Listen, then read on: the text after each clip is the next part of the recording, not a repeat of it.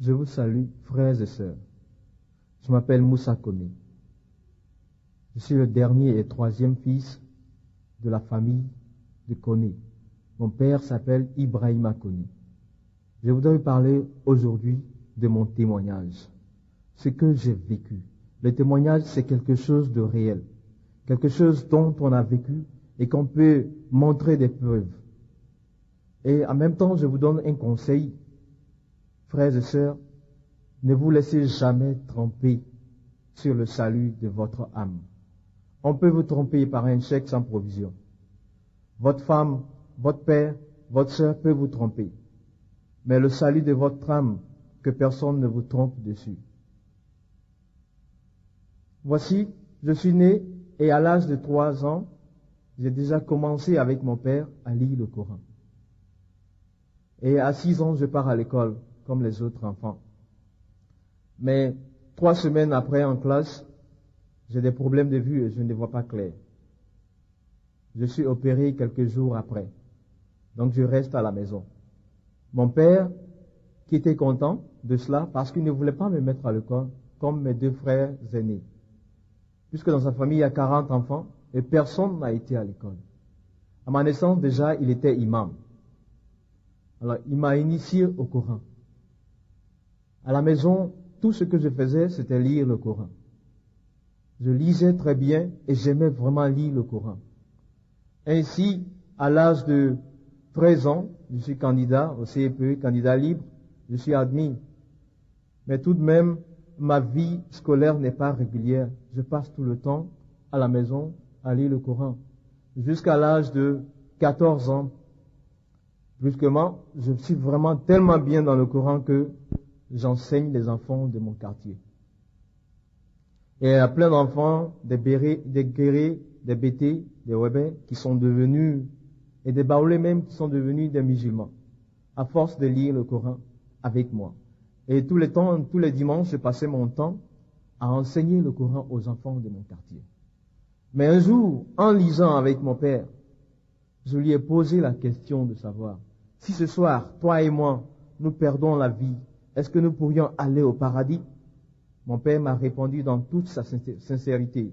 Il m'a dit, vraiment mon fils, je ne sais pas, et je ne peux savoir parce que le Coran ne dit pas clairement si on peut entrer au paradis ou non.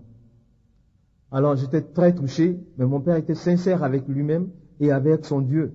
Et avec moi, il était sincère. Il savait que je pouvais chercher aussi et trouver. Mais ça m'a beaucoup troublé, ce fait-là. Mais j'étais très initié au Coran et surtout à la lecture de certaines sourates. Et je voudrais toucher un passage, celui-ci, le fait que nous avions le pouvoir d'utiliser les versets coraniques pour faire d'autres choses. Par exemple, très jeune, à l'âge de 18 ans déjà, nous sommes partis un soir à Vridi. Il était 2 heures du matin, à l'emplacement actuel de la Cire, et il y avait des broussailles et du sable.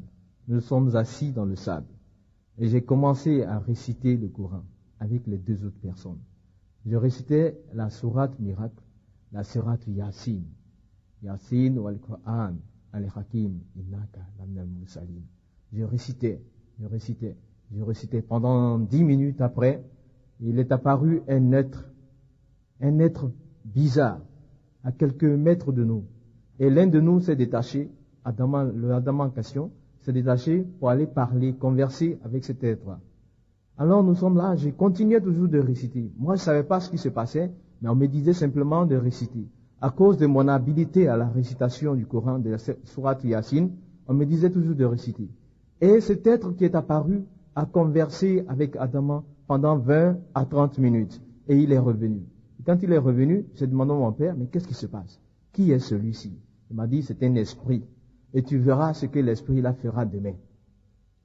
Alors le lendemain, nous étions dans la cour.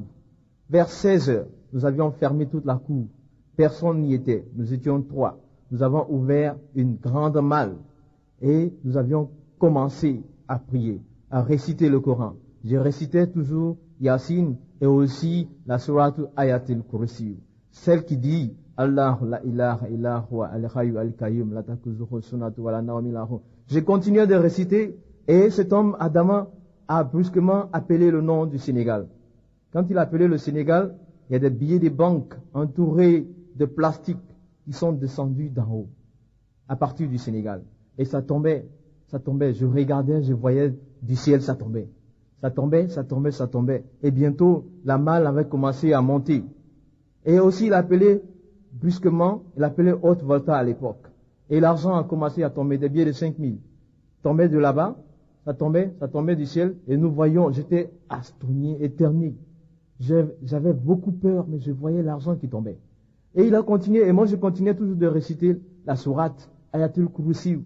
Et l'argent tombait. Il a dit maintenant Togo. Quand il a dit Togo, l'argent tombait. Et ça venait du Togo.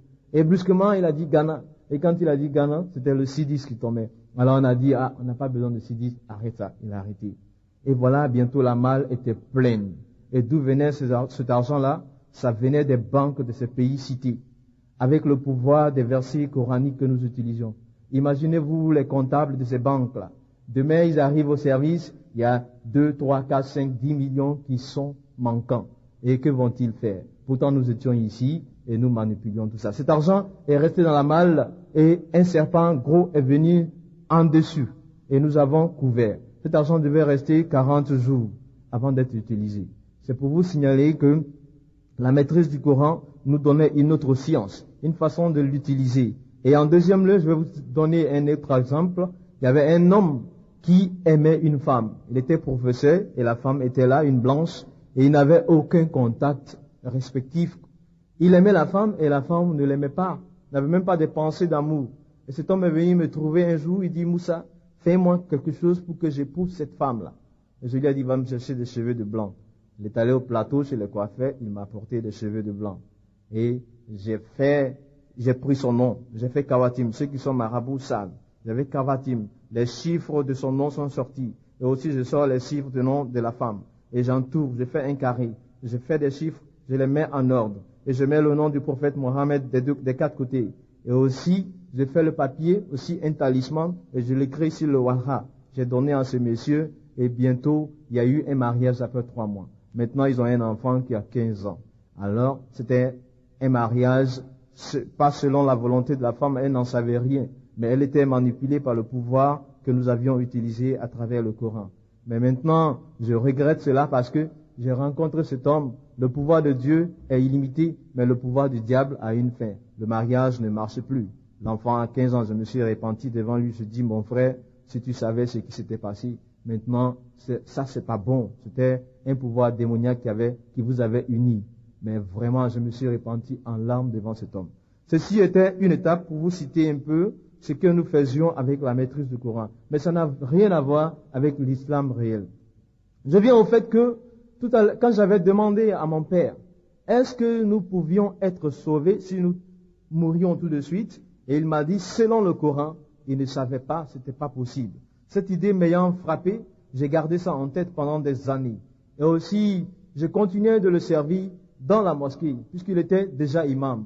Alors, je suis arrivé à un point où il fallait que je travaille parce que mon père avait tout, mais seulement, il n'avait pas l'argent liquide.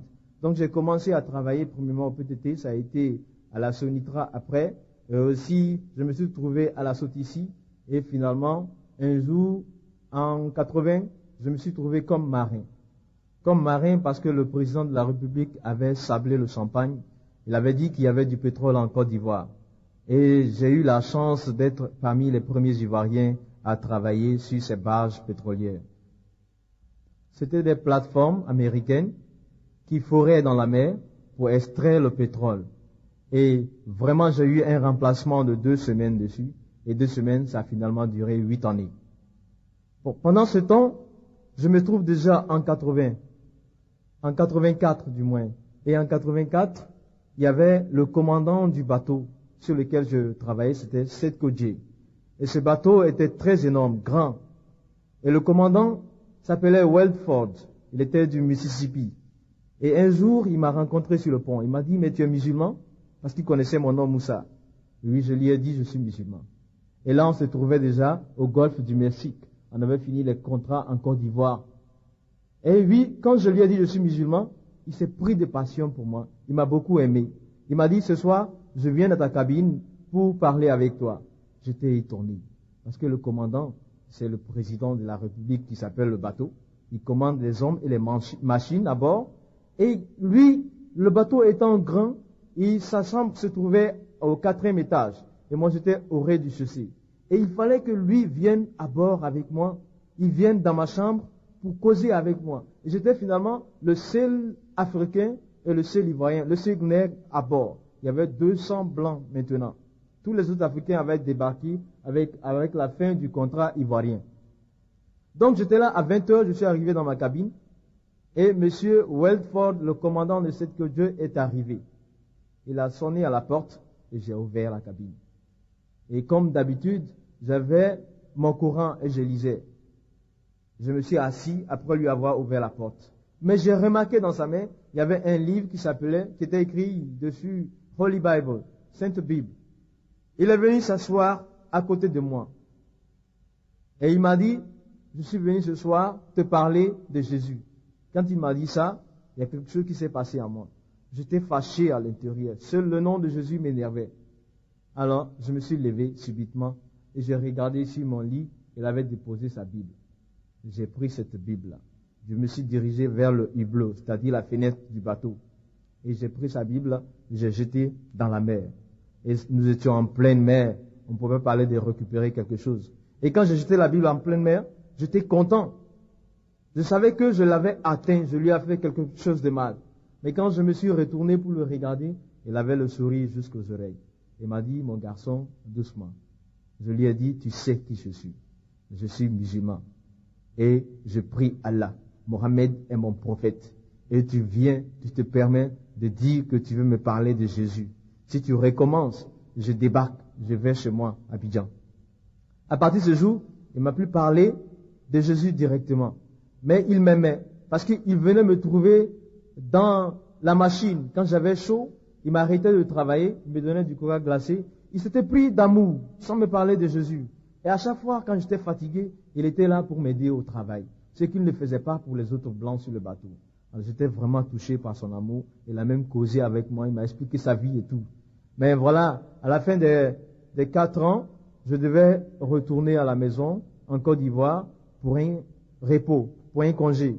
Alors, le bateau étant très grand, et il y a un hélicoptère qui atterrit dessus, Helidec. Et maintenant, de là, nous prenons cet hélicoptère pour arriver à l'aéroport du pays où nous sommes. Je lui ai dit, il est venu me dire au revoir. Je lui ai dit, bon, pour moi, c'est fini bientôt. Je vais arriver avec mes parents et tout cet argent que j'ai amassé va passer parce que ma famille est pauvre. Il m'a dit, et je lui ai dit qu'il était riche. Il m'a dit, je ne suis pas riche, mais Dieu m'a donné de l'argent pour ma famille et pour mes besoins. Mais je savais qu'il avait aussi un hélicoptère et même il avait un avion. Il m'a dit, il est difficile à un riche d'entrer au paradis, autant il est facile à un chameau de passer par le trou d'une aiguille. Ça m'avait touché. Je ne savais pas que c'était un verset biblique. Mais pour moi, ça m'a montré que il voulait dire que la richesse de l'homme pouvait l'entraîner à l'enfer.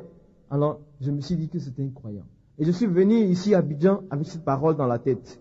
Et quand je suis arrivé là, à Abidjan, avant de rejoindre mes parents à Boaké, déjà mon père était parti à Boaké, et il était déjà imam là-bas, dans la zone industrielle 2. Avant de le rejoindre, j'étais là. Et il y a un Ghanéen qui avait commencé le contrat d'Abidjan avec nous, et qui avait été débarqué. Il m'a dit, Moussa, il y a quelqu'un qui veut te voir, et il est à Cocody. J'ai dit, c'est qui ça? Il m'a dit que c'était un Américain. J'ai dit, un Américain, je viens de passer 4 années avec eux, je n'ai pas envie de les rencontrer. Et je l'ai laissé là, j'ai passé 9 mois de congé, je suis reparti en mer. Et quand je suis revenu, 1 an plus tard, cet homme était là. Comme si j'avais retourné une page, tourné une page. Il était là, et il m'a dit la même invitation. Il m'a dit, il y a un Américain qui veut te voir. Et je lui ai dit, bon, cette fois-ci, on va aller. Et nous sommes allés, j'ai découvert cet Américain qui avait à peu près le même âge que moi. Il s'appelle John Weed. Et lui, je n'ai pas su s'il était chrétien ou non parce que nous avons causé ce jour-là dans le Coran. Mais il avait fait l'Égypte, il parlait l'arabe. Nous avions consulté le Coran, nous avons regardé un peu certains passages. Et cet homme, la conversation avec lui a déclenché en moi le problème qui était déjà excitant, celui de savoir si je suis sauvé ou non. Après avoir conversé avec lui, j'avais maintenant cette idée qui était montée. Est-ce que je suis sauvé? est-ce que je suis sauvé? Alors je me suis dit, cette fois-ci, je vais à bord.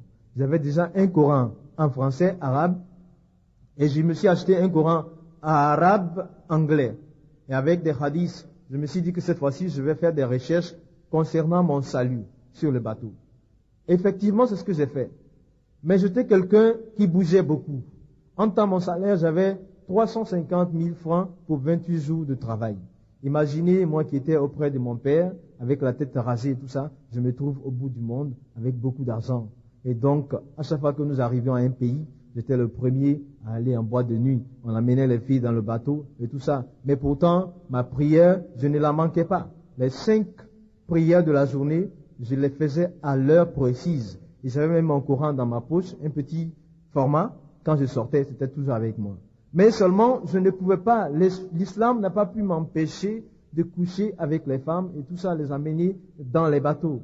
Mais seulement ce que je craignais beaucoup, c'était de boire l'alcool. Et je n'en ai jamais bu, ni la cigarette, je n'ai pas fumé.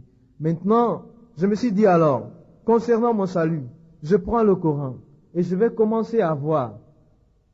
Je suis préoccupé par ce salut et le premier verset que je trouve dans le Coran. Je vous rappelle, frères et sœurs, vous qui m'écoutez ce soir, je répète qu'il ne faut jamais qu'on vous trompe sur le salut de votre âme. Soyez trompés sur tout ce que vous voulez, mais l'âme ne revient pas sur la terre. Après la mort, c'est le jugement. Alors, il ne faut pas qu'on vous trompe. Et moi, j'étais décidé à vraiment trouver mon salut ou non. Le Coran comporte 114 sourates. Il y a 6247 versets environ, précisément. Maintenant, je vais vous dire, si vous contrôlez, si vous voulez faire des recherches, des versets que je vais citer, il faut regarder ces versets dans votre Coran, plus haut ou plus bas. Concernant mon salut, j'ai regardé dans la 100e sourate, les versets 6, 7, 8. Inna lisana lirabihe la kanudun, wa innahu ala zalika la shahidun, wa innahu li hubbil khair la shadidun. C'est-à-dire, en vérité, l'homme est ingrat envers son Seigneur, lui-même en est témoin. Ça, le Coran me prouvait tout de suite mon état de péché. Il me dit que je suis ingrat envers Dieu, j'en suis témoin et Dieu le sait. Tout homme est pécheur envers Dieu. Voici la réalité qui m'était démontrée dans le Coran. Et je continue, ça ne m'arrange pas, ça ne me prouve pas que je suis sauvé. Au contraire, ça me montre que je suis pécheur. Alors je continue de chercher, je trouve dans la 101e sourate. Faman ya'amal miskala zaratin kayra yarahu wa man ya'amal miskala zaratin shara yarahu. C'est-à-dire, celui qui aura fait des œuvres pleines dans la balance aura pour demeure le paradis. Mais celui qui aura fait moins de bonnes œuvres aura pour demeure le fossé. Qui te dira ce que c'est que le fossé? C'est le feu ardent. En un mot, voilà.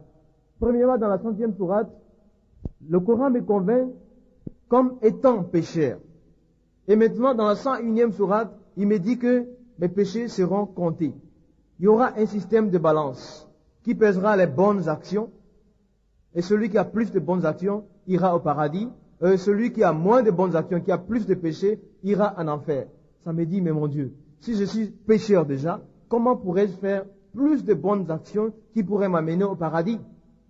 C'est quelque chose qui ne m'a pas donné la solution de mon salut. Mais je ne me décourage pas ce jour. Je continue de chercher. Et je regarde dans la 102e sourate, les versets 6, 7, 8. La trauna al-jahim, summa la traunaha ayna al-yakin, summa la tusi'aluna, yawma izin ayna aimin. C'est-à-dire, vous verrez l'enfer, vous verrez certainement l'enfer, et vous rendrez compte de vos bienfaits sur cette terre. Alors, je me dis, voilà. Encore un verset qui me dit, je vois l'enfer. Or, j'étais pourtant comme quelqu'un qui cherchait une échappatoire, qui cherchait un point précis comme salut. Mais après m'avoir montré mon état de pécheur dans la 100e sourate, il me dit que mes péchés seront pesés sur la balance. Si je fais plus de bonnes actions, j'irai au paradis. Et si je fais de mauvaises actions, j'irai en enfer. Mais mon état pécheur me permet-il de faire des bonnes actions au point de surpasser les mauvaises? C'est-à-dire que je dois savoir chaque jour mes actions. Si je fais une mauvaise action, je dois la surpasser par de bonnes actions. Mais est-ce que je peux le faire? Mais pourtant, ça ne m'a pas découragé, j'étais très touché, mais cela n'était pas la solution. Quelque chose me disait toujours, continue de chercher dans le Coran. Et je regarde dans la 107e sourate, il dit ceci, فَوَيْلُ لِلْمُسَلِينَ الَّذِينَ هُمْ عَنْ صَلَاتِهِمْ سَاهُونَ الَّذِينَ هُمْ يُرَاءُونَ وَيَمْنَعُونَ الْمَاعُونَ. C'est-à-dire, malheur à ceux qui font la prière négligemment. Je savais que moi, je faisais les 5 prières pendant le temps où je vivais. Mais je ne sais pas. J'étais déjà à l'âge de 35 ans. Je me demandais si depuis ma naissance, je n'avais pas déjà sauté beaucoup de prières. Et le verset me dit, malheur à ceux qui font la prière négligemment. C'est-à-dire que sur la balance, la prière a une grande importance.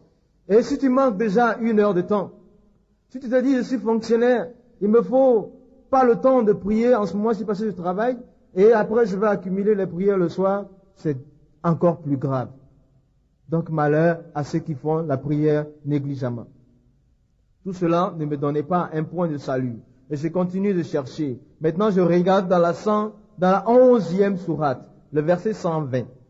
11e sourate, verset 120. Il dit ceci, si Dieu avait voulu, il aurait fait de toutes les nations un seul peuple, mais il ne cesserait de différer entre eux. La parole de Dieu, la volonté de Dieu doit s'accomplir quand elle dit, je remplirai l'enfer d'hommes et de djinns à la fois.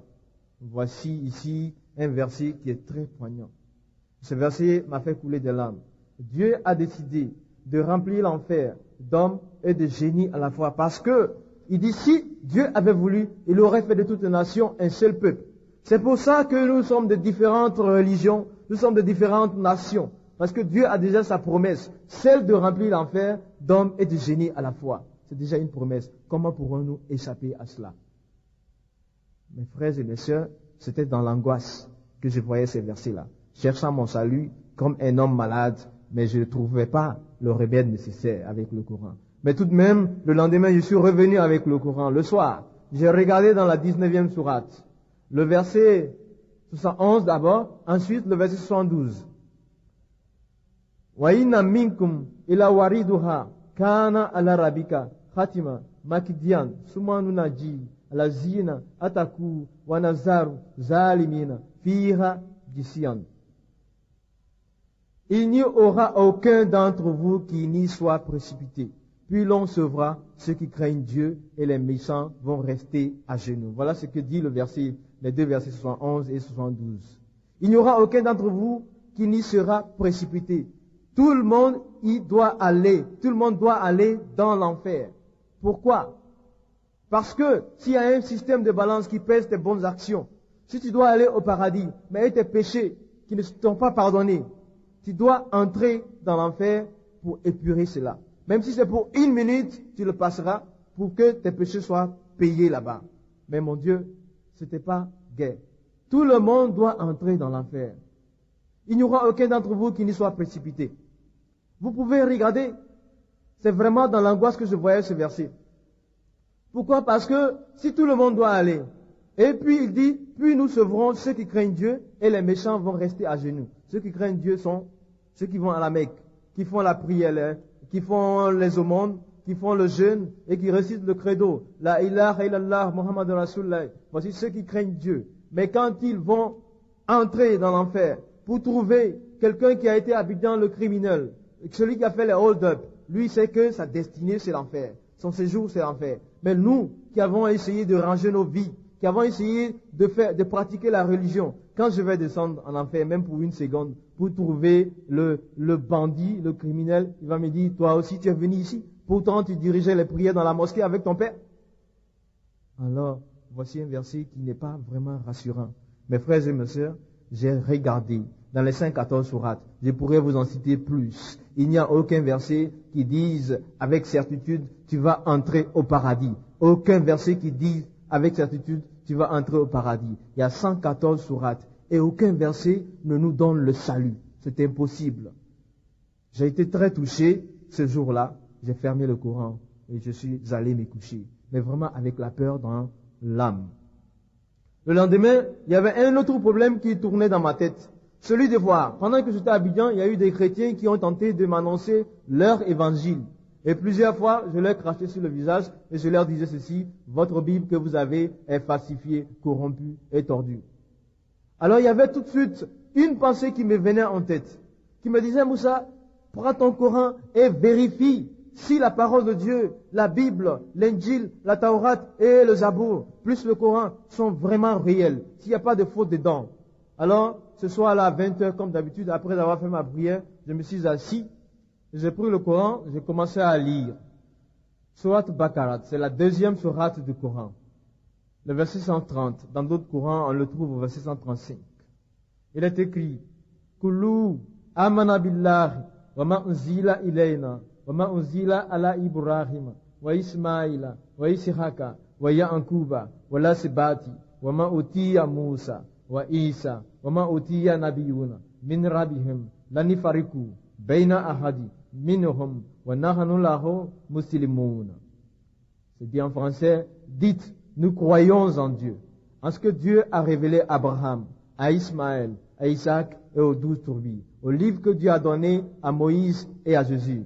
Et nous ne faisons aucune différence entre eux. Au livre aussi qui a été donné aux autres prophètes par le Seigneur. Nous ne faisons aucune différence entre eux et nous sommes soumis à la volonté de Dieu.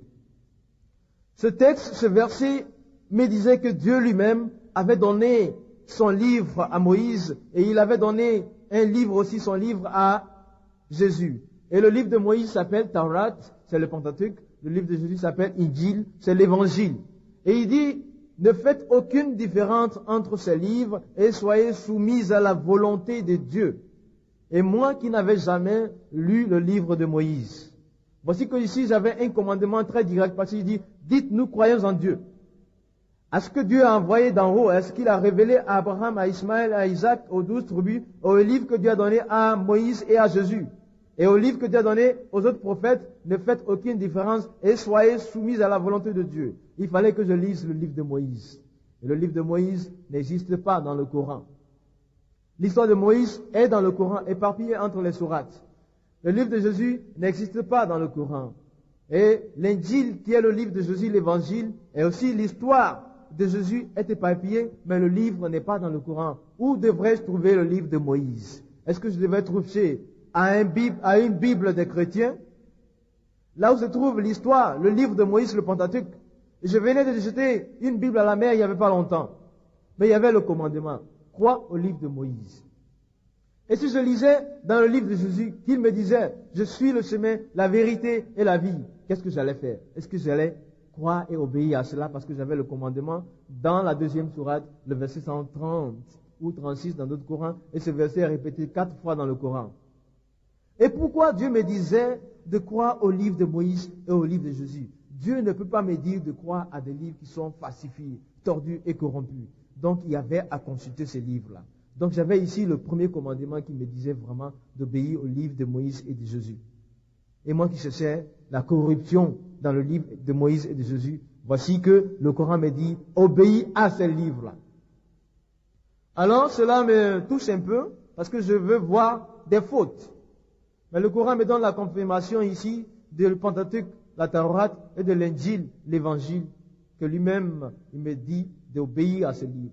Je regarde plus tard dans la 5e sourate, le verset 47. Il dit, mais comment te prendraient-ils pour arbitre, puisqu'ils ont le Pentateuque, d'où sont renfermés les préceptes du Seigneur, mais ils s'en sont détournés. Ici, il s'agit de Mohammed et les Juifs. Dieu lui dit à Mohammed, les Juifs ne peuvent pas te prendre pour juge. Tu ne peux pas être leur arbitre, parce qu'ils ont le Pentateuque avec eux. Alors ça me dit que si quelqu'un a le Pentateuque avec lui, c'est déjà la parole de Dieu, il n'a pas besoin d'autres jugements. Cela veut dire aussi que le Pentateuque est un livre venu de Dieu. Et Dieu dit, il y a les préceptes qui viennent de lui dans ce livre. Donc, il n'est pas corrompu. Je continue de chercher, dans la même 5e sourate, je regarde le verset 50. Il me dit ceci, après les autres prophètes, nous avons envoyé Jésus, le fils de Marie, avec l'évangile, confirmant ce qui était dans le Pentateuque. Et l'évangile est la direction et la lumière pour tout le peuple. Ce verset m'a un peu touché, parce que là, Dieu me dit que c'est lui-même qui a donné l'évangile à Jésus. Et que cet évangile est la lumière et la direction pour tout le peuple. Et que cet évangile confirme le livre de Moïse, qui est la Taourat, le Pentateuque. Voici comment je rencontre ici des versets qui confirment que la parole de Dieu se trouve dans l'Évangile et dans le Pentateuque. Je continue de chercher. Le verset 51 de la même 5e sourate dit que ceux qui tiennent à l'Évangile jugent selon son contenu. Si celui qui ne juge pas selon un livre de Dieu est égaré, alors si quelqu'un juge sa vie, dirige sa vie selon l'Évangile, est vraiment dirigé par la parole de Dieu. Voilà ce que me dit le verset 51 de la 5e sourate. Mais je suis touché parce que je trouve depuis là la confirmation de l'Évangile comme étant la parole de Dieu donnée par Dieu lui-même à Jésus. Moi, je cherchais toujours des fautes dans la Bible. Mais voilà que le Coran me confirme que la Bible est la parole de Dieu. Mais je continue de chercher. Je regarde dans le verset 72 de la 5e sourate. Il dit aux hommes des Écritures, les hommes des Écritures, ce sont les Juifs et les chrétiens. Ils n'ont rien de solide tant qu'ils ne s'appuieront pas sur l'Évangile et le livre que Dieu t'a donné.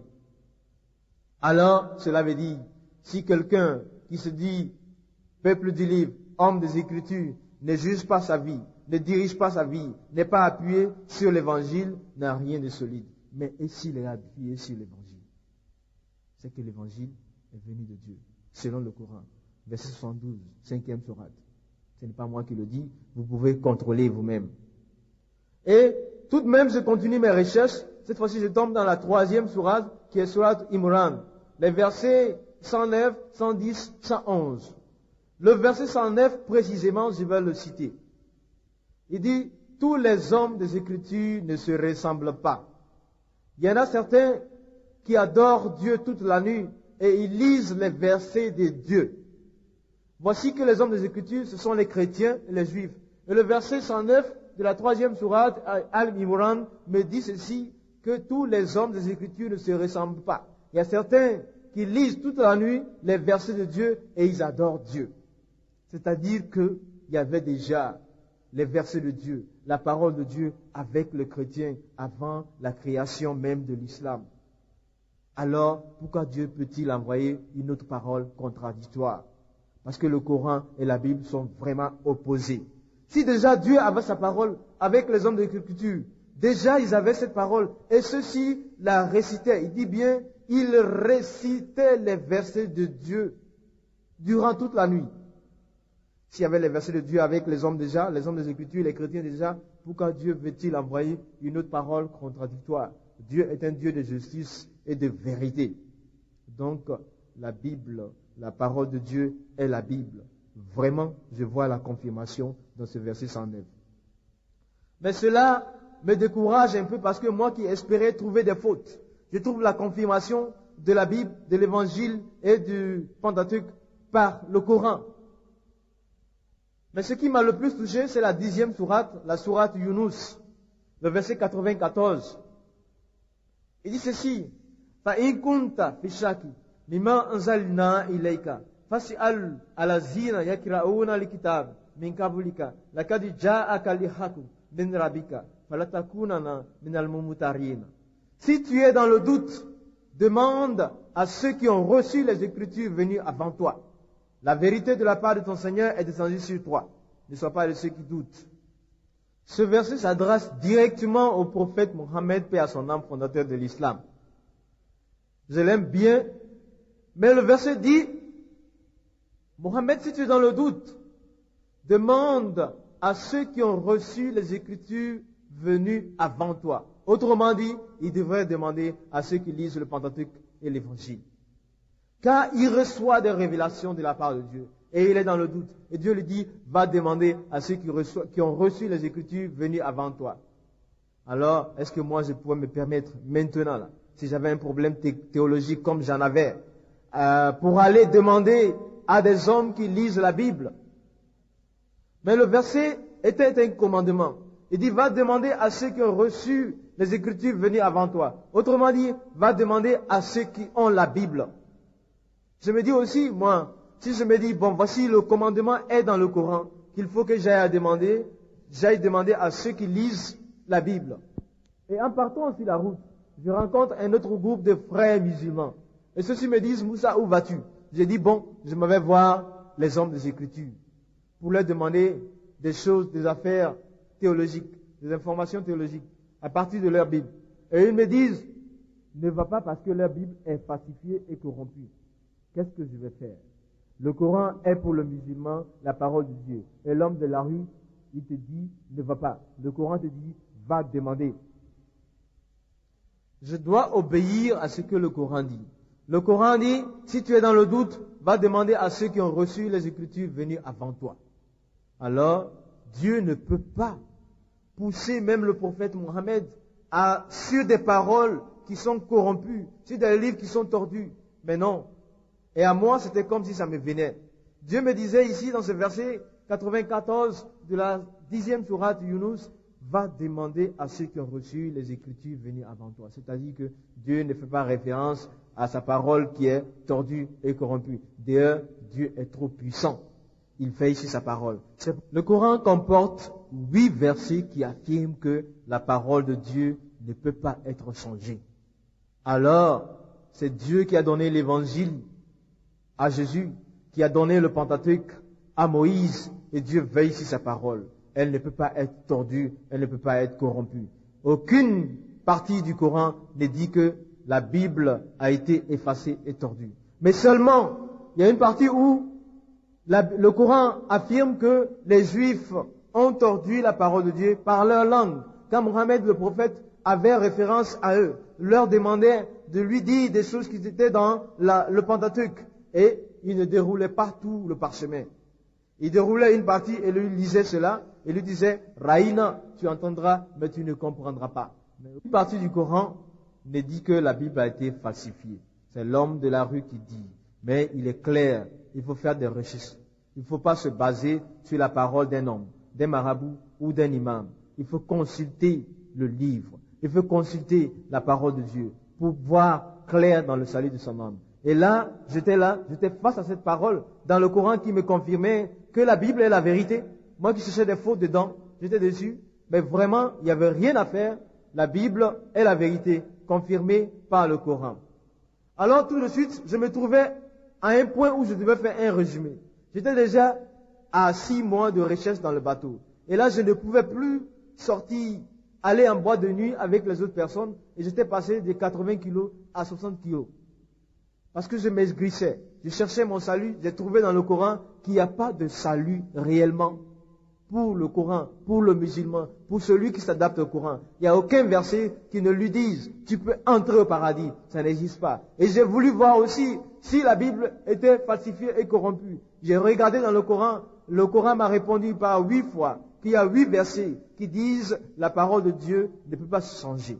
Et donc, j'ai trouvé même dans le Coran la vérité de la Bible, de Pentateuque et de l'Évangile. Il y avait 2 points déjà de précis dans mes recherches.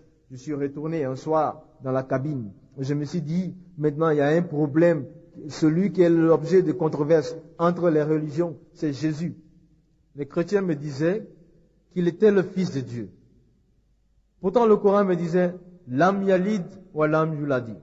Il n'a point enfanté, il n'a point été enfanté. Dieu n'a pas d'enfant. Dieu a-t-il pris une femme pour faire un enfant? C'est un blasphème. C'est ce que nous croyons et nous ne pouvions pas accepter en tant que musulmans. Or, réellement, quelque chose me disait il fallait chercher et comprendre qui est la personne de Jésus. Je regarde dans la 19e sourate. 19e sourate, là où sa naissance est annoncée et faite. Dans le verset 16 et 17, il dit ceci, nous envoyâmes notre esprit qui prit une forme humaine devant Marie. Devant Mariam, qui s'était retirée dans un coin pour pouvoir jeûner et prier. Donc Dieu a envoyé son esprit qui a pris une forme humaine et a dit à Marie, je suis l'envoyé de ton Seigneur chargé de te donner un enfant saint. Et les commentateurs du Coran ont dit que enfant saint, ça veut dire sans péché. Voilà donc comment Jésus est arrivé dans le Coran. Et aussi je voulais voir concernant ce même Jésus, j'ai découvert dans les 114 sourates que vraiment il était cité 5 fois, avec 5 titres différents au-dessus des autres. Le premier titre est le Messie. Le deuxième est le fils de Marie parce que on ne connaît pas le nom de son père humain. Alors on l'appelle le fils de Marie. Alors, au lieu d'appeler comme le prophète Mohammed, on dit Mohammed ibn Abdallah, fils d'Abdallah. mais lui, on l'appelait Ibn Mariam. On l'appelait aussi l'apôtre de Dieu. On l'appelait aussi Ruhullah, c'est-à-dire Esprit de Dieu. On l'appelait Kalmatullah, c'est-à-dire parole de Dieu. On disait de lui, dans la 3e sourate, le verset 40, l'un des proches de Dieu, honoré sur cette terre et dans l'au-delà. Voici le titre de Jésus. Et il ne lui était donné aucun péché dans les 114 sourates. Aucun péché ne lui était attribué. On voyait Jésus en train de guérir les hommes, en train de donner à manger aux gens, en train d'ouvrir les yeux des aveugles et ressusciter les morts. Voilà les actions dans lesquelles on surprenait Jésus. Et aussi, seulement, on le comparait à Adam. On disait, Jésus est l'égal d'Adam. C'est dans la 3e sourate, le verset 35. On dit qu'il ressemble, il est l'égal d'Adam parce que on ne peut pas le comparer à un prophète humain. Seul Adam, on disait qu'il y avait en lui le plus grand miracle. Jésus n'avait pas de père, mais Adam n'avait ni père ni mère. Donc, on disait, le miracle de Jésus est plus grand. Alors le Coran dit, Adam est devant Dieu l'égal de Jésus. Mais alors, je me suis mis à penser, Adam a été fait de la terre. Et Jésus a été fait selon le Coran, Ruhullah, Esprit de Dieu. Il a été fait selon le Coran, Kalmatullah, parole de Dieu. Ah voilà, Adam est mort et il est devenu poussière. Et nous, si nous mourons, nous devenons aussi poussière. Mais Jésus qui est mort, Jésus s'il meurt, puisqu'il est l'égal d'Adam, si nous devons le comparer, s'il est l'égal d'Adam, je considère aussi qu'il puisse mourir. Et s'il meurt, est-ce qu'il va devenir poussière? Non, parce qu'il n'est pas fait de poussière. Il est fait d'Esprit de Dieu. Il deviendra Esprit de Dieu. Et s'il va devenir poussière? Non, il deviendra parole de Dieu, parce qu'il est fait de parole de Dieu. Alors, je me suis dit, non, les deux personnes ne sont pas pareilles. Et qui a fait le premier péché? C'est Adam. Et Jésus, il n'y a aucun péché de lui. Et dans le Coran, j'ai trouvé les péchés d'Adam de plusieurs prophètes, contrairement à ce qu'on puisse dire que les prophètes n'ont pas péché. Mais dans le Coran, on peut voir le péché d'Adam dans la 2e sourate, le verset 36.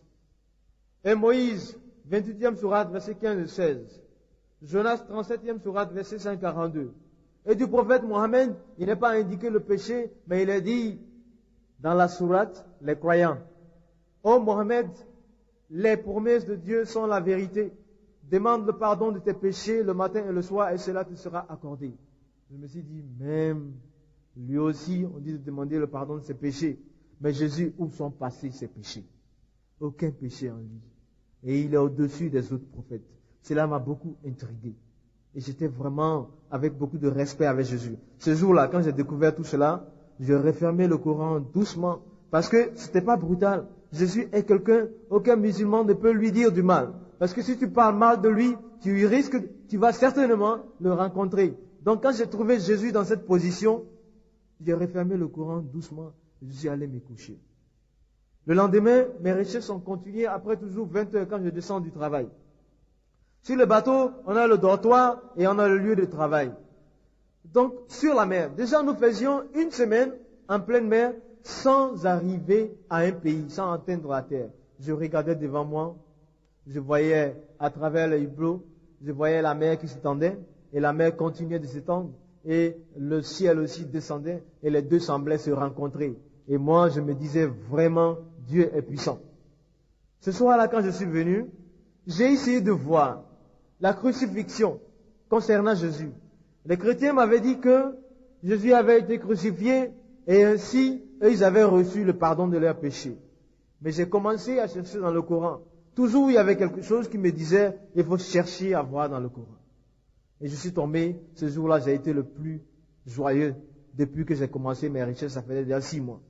Et je suis tombé dans la 4e sourate, intitulée Les femmes, le verset 156. Il dit ceci, wa qawlihum inna katalina al-masih Isa ibn Maryam, Rasulallah, wa ma kataluhu, wa ma salabuhu. Ils disent, nous avons mis à mort le Messie, fils de Marie.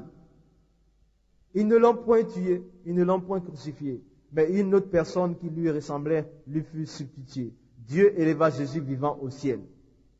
Voici ce verset 156 de la 4e sourate me disait ainsi que Jésus n'avait pas été crucifié. Ce jour-là, j'étais très bien content parce que je dis que je vais avoir ces chrétiens. Voici, j'ai quelque chose dans le Coran qui me prouve que Jésus n'est pas crucifié. Comment eux peuvent dire qu'il a été crucifié et qu'ils sont sauvés par ça? J'étais très content, je suis parti me coucher. Vraiment joyeux. Je trouvais un point précis qui pouvait me donner un appui. Tout de même, le lendemain, j'ai continué de chercher. Et pendant ce temps, j'avais mes grilles sur le bateau. Et souvent les Blancs me disaient, mais allons en boîte. Je leur disais, non, je ne vais plus. Ils me disaient, mais qu'est-ce qui se passe? Pourquoi tu as maigri tout ça? Je ne peux pas leur dire que j'ai un problème entre Dieu et moi. Ils ne vont pas comprendre. Mais je disais qu'il n'y avait rien. Et ce jour-là, revenu dans ma cabine à 20 heures, j'ai repris la lecture après la prière. Et je suis tombé sur un verset. Je vais vous citer ce verset. C'est le verset de la 3e sourate Imran, le verset 48 ou 55 dans d'autres Corans. Il dit ceci. Iskal Allah ya Isa, inni mutawafika wa rafi'uka illa wa mutahiruka min alazina kafaru wa ja'elu alazina kafaru ila yawm al-qiyamati summa ila marji'ukum fa ahkum bainakum fima kuntum fihi takitalifuna. En français, ça se dit ainsi. Dieu dit, ô Jésus, je te ferai subir la mort. Je te lèverai à moi. Je te délivre des infidèles. Et ceux qui te suivront seront au-dessus de ceux qui ne te croient pas. Jusqu'au jour de la résurrection, vous retournerez tous à moi et je jugerai vos différends. Ce verset m'a sonné comme un coup de poing. Parce qu'il y a deux choses dans ce verset.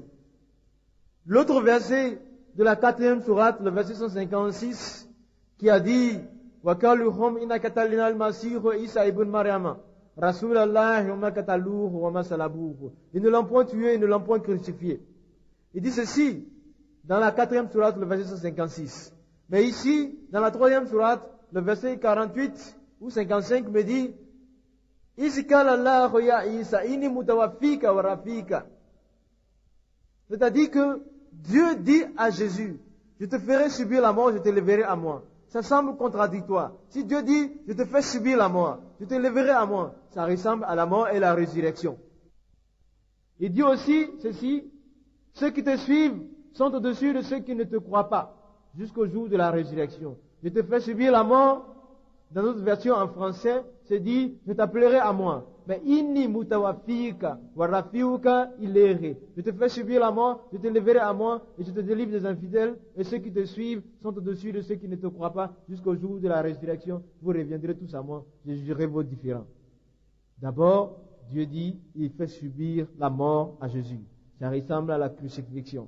Il dit, je te lèverai à moi. Ça ressemble à la résurrection. Ici, je te délivre des infidèles. Et puis il dit finalement, ceux qui suivent Jésus sont au-dessus de ceux qui ne le croient pas, jusqu'au jour de la résurrection.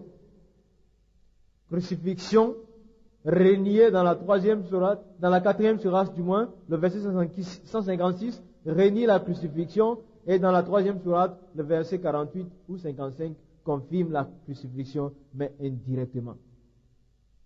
J'étais un peu touché, parce que la fin de ce verset dit, ceux qui suivent Jésus sont au-dessus de ceux qui ne le suivent pas. C'est pas 10 ans, c'est pas 15 ans, mais il dit jusqu'au jour de la résurrection. C'est-à-dire que le temps de Jésus semble là, dans ce verset, illimité. Nous pouvions dire que, oui, le temps de Jésus est passé. Ceux qui l'ont suivi dans son temps sont vraiment ceux qui seront au paradis. Mais ce verset dit, ceux qui le suivent sont au-dessus de ceux qui ne le croient pas, jusqu'au jour de la résurrection. Et le jour de la résurrection n'est pas arrivé. Je pouvais admettre qu'un chrétien soit au-dessus de moi. Voici, ce verset est clair. Et vraiment, il y a une chose à voir. Dans le verset qui dit que, dans le verset de la 4e sourate, qui dit que Jésus n'a pas été crucifié, mais une autre personne qui lui ressemblait, lui fut substituée et fut élevée au ciel. Il y a quelque chose de pas clair dedans. Je me disais cela dans la tête. Parce que Dieu est dans sa puissance et dans sa gloire. Il a fait élever Jésus au ciel. Pourquoi fassent semblant? Pourquoi faut-il qu'ils mettent la ressemblance de Jésus sur quelqu'un d'autre, un innocent, qui serait crucifié à la place de Jésus, pour que les gens pensent de cela, pour que les gens pensent que c'est Jésus, pour faire de la figuration. Dieu est juste et puissant, il n'a pas besoin de blaguer quelqu'un. Il fait monter Jésus, et puis il s'en fout de la puissance des hommes. Mais donc, c'est pas clair. Et pourquoi cet homme n'a pas crié, ce n'est pas Jésus, ce n'est pas Jésus? Donc là, je trouvais déjà que non, c'est pas la vérité. Pour moi, j'ai commencé à me dire beaucoup de choses dans la tête. Mais quand je suis tombé sur le verset qui dit, dans la 3e sourate, le verset 55 ou 88, qui confirme que Jésus a été mis à mort et élevé à lui, et que ceux qui le suivent sont au-dessus de ceux qui ne croient pas, j'ai commencé à avoir un battement dans le cœur. Parce que vraiment, le Coran me le disait, et c'est à vérifier. Vous pouvez faire autant. Aussi, je me suis dit, bon, d'accord, il faut que je continue. Mais il y avait quelque chose déjà qui, sur la personne de Jésus, me prouvait qu'il y avait eu crucifixion. J'ai lu dans la 19e sourate, le verset 34, où Jésus, tout petit dans son berceau, dit ceci. Wa salam ala yawma ulidat, wa yawma amutu, wa yawma abu'asu haya. C'est-à-dire, la paix sera sur moi au jour où je naquis, au jour où je mourrai et au jour où je serai ressuscité. Voici, ce verset est une phrase continue. Mais nous, pendant ce temps, nous voulions accepter le fait que Jésus est ressuscité, qu'il y a la paix sur lui au jour de sa résurrection, et nous voulions accepter qu'il y a la paix sur lui au jour de sa naissance, mais nous ne voulions pas accepter qu'il y a la paix sur lui quand il mourra. C'est-à-dire que nous acceptions la résurrection. Et alors que résurrection et naissance, résurrection vient après la mort. Nous acceptions la naissance dans la paix, nous acceptions la résurrection dans la paix, mais nous refusions la mort. Ce verset veut aussi dire indirectement que Jésus a été mis à mort et qu'il a été ressuscité. Donc sur le plan de la crucifixion, je trouvais la confirmation selon le Coran que vraiment Jésus avait été crucifié. Il y a 2 autres versets que je pourrais vous en parler, mais je le laisse pour une prochaine fois. Maintenant, j'ai vu beaucoup de choses en l'espace de 6 mois. Dans ce bateau, seul avec mon Coran, j'ai constaté qu'il n'y avait pas le salut dans le Coran. Deuxièmement, j'ai constaté que la parole de Dieu, la Bible, était confirmée par le Coran. Et troisièmement, concernant Jésus, j'ai vu qu'il était au-dessus des autres prophètes. Il était le Messie, il était le fils de Marie, il était l'apôtre de Dieu, il était la parole de Dieu, et il était aussi l'esprit venant de Dieu, l'un des plus proches de Dieu et l'un des confidents de Dieu. Tout cela me montrait aussi qu'il avait été crucifié. Alors j'avançais beaucoup. Maintenant, voilà les points que j'ai eu. 3 points précis sur le Coran, me confirmant la parole de Dieu. Alors je me suis dit, qu'est-ce que je vais faire? Et ce jour-ci, j'étais déjà à 7 mois bientôt, et j'ai commencé toujours à sortir un peu, mais je n'arrivais pas. J'essayais de sortir avec les autres, mais ce n'était pas possible. Mon problème était là devant moi, et sur le bateau, j'étais morose. J'arrivais pas à manger, parce que je savais que je n'étais pas sauvé. Maintenant, qu'est-ce qui se passe? Je me suis dit un soir, quand je suis revenu dans ma cabine, il faudrait que je parle avec Dieu. Il faut que je lui dise sincèrement que vraiment c'est qu'il m'a montré à travers le Coran. Je voudrais qu'il me parle de façon audible, ou bien qu'il me montre quelque chose de visible, qu'il me dise vraiment ce que je dois faire. Bien que le Coran m'ayant prouvé qu'il n'y a aucun salut dedans, que la Bible est la parole de Dieu, que Jésus est au-dessus des autres prophètes, vraiment, je voudrais que Dieu me parle. Et ce jour-là, quand je suis descendu dans le bateau, dans ma cabine, le soir, je suis venu m'asseoir tranquillement. Et je me suis dit, je vais parler avec Dieu. Et je n'ai pas parlé dans une prière en arabe, mais j'ai dit à Dieu, j'ai parlé en dula. Et je lui ai dit, vraiment, montre-moi ce qu'il faut faire maintenant. Je ne peux pas abandonner l'islam parce que je sais que mon père est imam, et moi-même j'étais avec lui dans la mosquée. J'ai dirigé la prière plusieurs fois dans la mosquée. Et aussi, mon oncle est imam à Abidjan. Et mon oncle, le deuxième, le grand frère de mon père, est imam à Bondjali. Et ainsi, mon père aussi est imam à Boaké. Et comme ça, je ne pourrai jamais abandonner l'islam. Je vais perdre mon héritage. Alors, je me dis, Dieu, parle avec moi. Montre-moi quelque chose ce soir. Il était 21h et je suis revenu à moi. Je suis revenu, tout a été fini à 21h30. À 21h assis, quand j'ai fait cette prière à Dieu, j'ai éteint la lumière et j'étais assis dans ma cabine. Et brusquement, qu'est-ce qui se passe? Il y a une autre lumière qui s'est faite dans la cabine. Et il y a eu une apparition dans cette cabine-là. Quelqu'un qui avançait vers moi. Et quand il avançait, j'ai d'abord eu un peu peur, mais ça semblait rassurant. Je suis resté assis, il a mis la main sur mon épaule droite. Je le dis comme si c'était hier. Précisément à l'épaule droite, il a mis la main, il a commencé à me parler. Il m'a parlé, et puis un coup, tout était redevenu noir. J'ai cherché l'interrupteur du bateau, de ma chambre, j'ai allumé, et j'ai commencé à chercher cette personne-là. Je suis allé dans la douche, ma cabine, c'est un salon, il y a une table et une chaise, il y a un lit, il y a aussi un petit frigidaire, et puis il y a une douche qui est là. Je suis parti ouvrir la porte de la douche, regarder si cette personne était vivante, était près de moi, était toujours là pour que je lui parle. Mais je n'ai vu personne. J'ai ouvert la cabine et nous étions cette fois-ci toujours en mer, depuis une semaine comme la fois passée, et nous arrivions maintenant vers une ville. J'ai ouvert la porte et je suis allé taper à la porte de mon voisin. Je lui ai dit, mon ami, est-ce que tu es venu dans ma cabine? Il m'a dit non. Et il avait les yeux rouges, il venait du sommeil. Et il semblait être un peu sourd parce que les Danois qu'il était ne boivent pas beaucoup d'eau, ils ne boivent que la bière. Il m'a dit, mais est-ce que tu n'es pas malade? Je suis ici dans ma chambre et tu me dis que je suis chez toi. Je lui ai demandé est-ce que je suis revenu.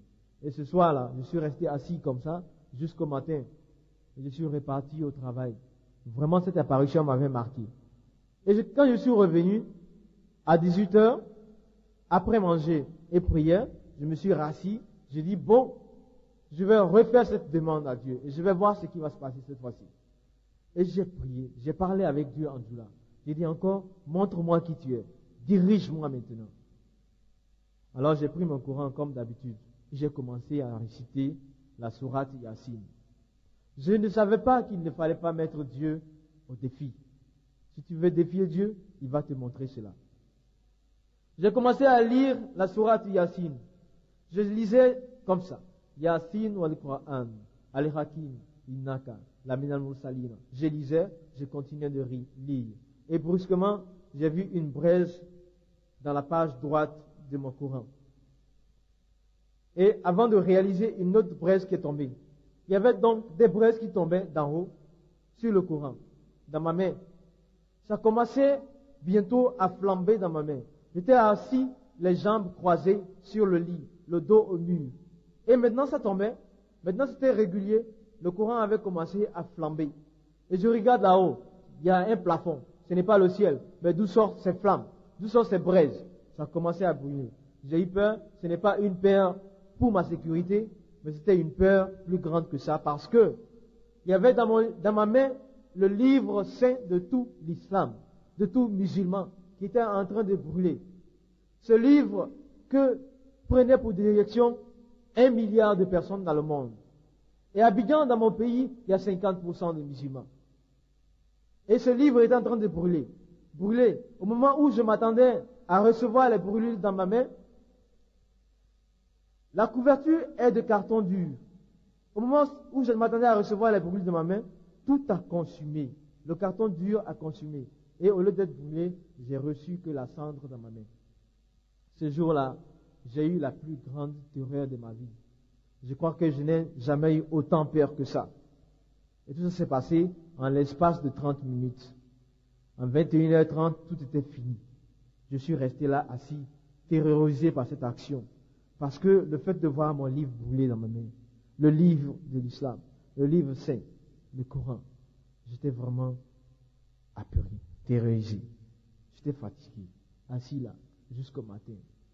Je suis reparti au travail, sans déjeuner, et ça faisait 2 jours sans dormir.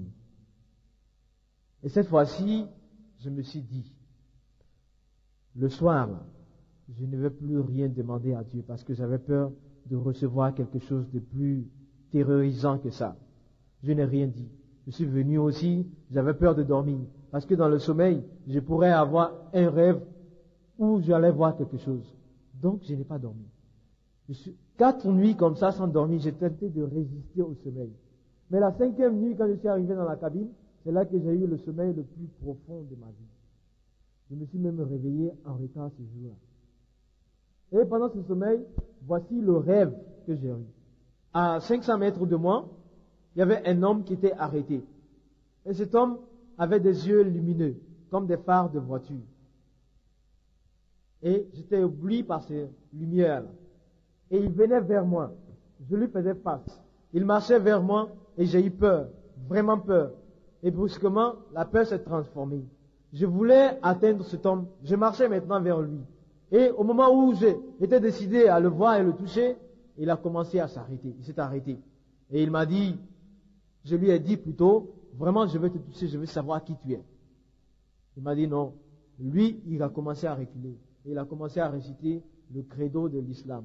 La ilaha illallah Muhammad Rasulullah. Et il reculait, moi j'avançais sur lui. Je lui disais, attends, je veux te toucher et te voir, je veux savoir qui tu es. J'avançais et il reculait. Et il a disparu. Je me suis réveillé ainsi. Mais je me suis dit que, en ce moment précis, il y avait quelque chose en moi qui était plus fort que ce qui était en lui. Le réveil a été aussitôt fait. Et maintenant, je me suis assis là. En retard, je suis parti au travail, sur le pont. Et cette fois-ci, j'étais plus relax. J'avais l'impression qu'il s'était passé quelque chose dans ma vie. J'avais un peu plus de force. Et je me suis tranquillement endormi le lendemain, sans problème. Mais il fallait maintenant faire une conclusion de tout cela. Voici le problème. Dieu m'ayant prouvé dans le Coran, par les Écritures, du fait qu'il n'y a pas de salut dans le Coran. Deuxièmement, il m'a montré la véracité de la Taurate, le Pentateuque, et la véracité de l'Injil, l'Évangile. Il m'a montré que Jésus était au-dessus des autres prophètes et qu'il n'avait pas péché, contrairement aux autres prophètes. Qui m'a montré aussi qu'il avait été vraiment crucifié dans le Coran. Et maintenant, j'ai demandé à Dieu une preuve physique. Il m'a montré par une force dont je ne comprends pas la brûlure du Coran, après être venu par un être me parler. Et aussi, cet être qui s'enfuyait de moi dans le rêve était l'islam qui partait. Donc, voici ma conclusion. Je suis arrivé alors au point d'accepter Jésus. Mais ça se terminait avec 8 années de contrat sur le bateau. En ce moment précis, mon contrat expirait. Donc je devais débarquer. J'ai débarqué définitivement. Et je suis revenu à Abidjan, où j'ai rencontré à Cocody ce missionnaire qui avait parlé avec moi au départ. Il s'appelle John Mead. Je lui ai dit, mon frère, je suis revenu. Sans lui donner des comptes rendus précis sur ce qui s'est passé, je lui ai dit, je vais accepter Jésus maintenant. Et c'est le jour où je l'ai accepté. Et nous avons prié ensemble. Prié de façon vraiment très bien. Pour une première fois, j'avais l'impression que j'avais un dialogue avec Dieu. Je sentais quelque chose qui sortait en moi. Je confessais mes péchés et c'était un dialogue très profond. J'ai parlé de tout ce que je ne pouvais pas dire. J'ai parlé comme si j'aimais Dieu. Et nous avions prié ensemble. C'était formidable. C'était la repentance. Et j'étais joyeux. Je suis sorti de sa maison ce jour-là. Je me dirigeais vers la porte de Cocody, où il y a un kiosque à journaux, Fraternité Matin, et il y a un Sénégalais qui vend des journaux là. Et quand je passais devant sa table là, devant ses journaux, brusquement, j'ai marqué un arrêt involontaire, parce que j'étais tellement concentré sur la personne de Jésus, sur tout ce qui venait de m'arriver, je me suis arrêté et j'ai fermé les yeux. Sans savoir que cet homme, l'arrêt brusque avait attiré son attention. J'ai fermé les yeux et j'ai vu comme dans un film de vidéo, défiler devant moi certains péchés. Les péchés les plus graves de ma vie. Les péchés dans les boîtes de nuit avec les femmes. Les péchés sur le bateau avec les femmes. Et même je voyais 7 autres actes où l'argent tombait d'en haut. Tout cela, j'ai vu en quelques 2 minutes beaucoup de péchés de ma vie. Et c'était formidable. J'ai ouvert les yeux. Et maintenant, je me suis rendu compte qu'autour de moi, il y avait déjà un attroupement. Mon arrêt brusque avait attiré l'attention des gens. Et le vieux Sénégalais m'a demandé, qu'est-ce qui se passe? Je lui ai dit, c'est Jésus. Il ne pouvait pas comprendre. J'ai continué de marcher. Et il disait aux autres personnes derrière, il y avait 10 à 8 personnes qui étaient là. Il leur disait certainement que je suis fou. Mais moi, je savais qu'il y avait le Seigneur qui était dans ma vie. Mon frère, je veux te dire une chose, comme je l'ai dit au départ. Le salut de l'homme on ne se trompe pas dessus. Ton salut est à toi. Ne te fie pas à la parole d'un imam. Ne te fie pas à la parole d'un marabout, ni à autre personne. Mais toi-même, prends le Coran. Prends ta parole et scrute. Cherche comment tu peux être sauvé. Mais je te dis une chose, mon frère, Abdoulaye ou Youssouf ou Maïmouna, cherchez votre salut. Ne vous basez pas, ne vous dites pas que c'est parce que mon père est musulman. C'est parce que mon père est déjà dans l'islam. Je suis né dedans que je vais y rester. Mais est-ce que je suis sauvé? Voilà ce qu'il faut se demander. Est-ce que je suis sauvé? Est-ce que si je meurs aujourd'hui, je vais entrer au paradis avec certitude? C'est ce qu'il faut essayer de savoir. Mais le Coran dit ceci, que ceux qui suivent Jésus sont au-dessus de ceux qui ne le croient pas. Et la Bible nous dit, c'est par la grâce que nous sommes sauvés. Par le moyen de la foi, c'est le don de Dieu. Ce n'est point par les œuvres, afin que personne ne se glorifie. Tu ne peux pas faire de bonnes œuvres qui puissent t'acheter une place au paradis. Pendant que tu sais de faire de bonnes œuvres, tu fais aussi des mauvaises actions, et tout cela monte à Dieu. Maintenant, je veux te dire une chose. Seul Jésus a dit, je suis le chemin, la vérité et la vie, dans le Coran, dans la Bible. Et dans le Coran, il dit, ceux qui le suivent sont au-dessus de ceux qui ne le croient pas. Alors que vas-tu faire, mon frère et ma soeur? Choisis Jésus et tu vivras. Et toi, mon frère, ne regarde pas ta fortune. Ne regarde pas ta classe sociale. Ne fais pas attention à ton entourage. Regarde à ta vie. Ce qui doit se passer dans ta vie, c'est le fait d'enlever tes péchés. Il faut chercher le moyen de pardonner tes péchés. Et un seul nom, c'est le nom de Jésus-Christ. Sans lui, tu vas directement en enfer. La classe sociale, la fortune ne va pas dans le tombeau. Et tu ne peux te payer une place au paradis avec ça. Il faut absolument que tes péchés depuis l'enfance soient ôtés. Et seul Jésus peut le faire pour toi. Et vous, les marabouts, les sorciers, les magiciens, cessez de vendre l'âme de ceux qui vous consultent au diable. Vous savez que ce pouvoir est diabolique.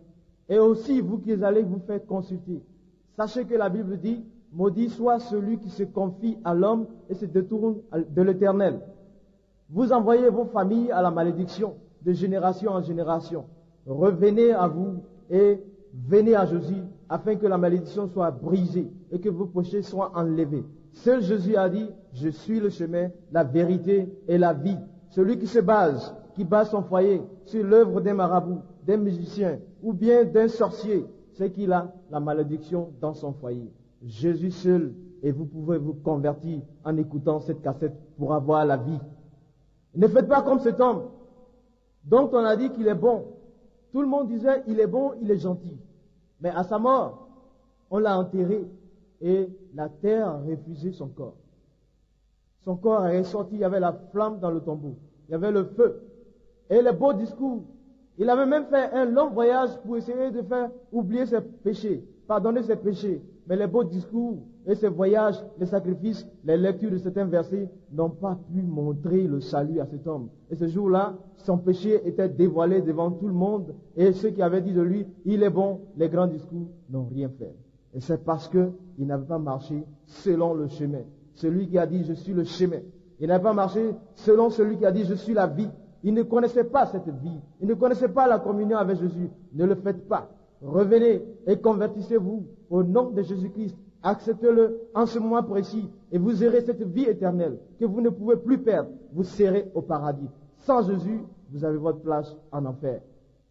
Pour tous ceux qui voudraient me rencontrer ou me poser des questions, voici mon adresse.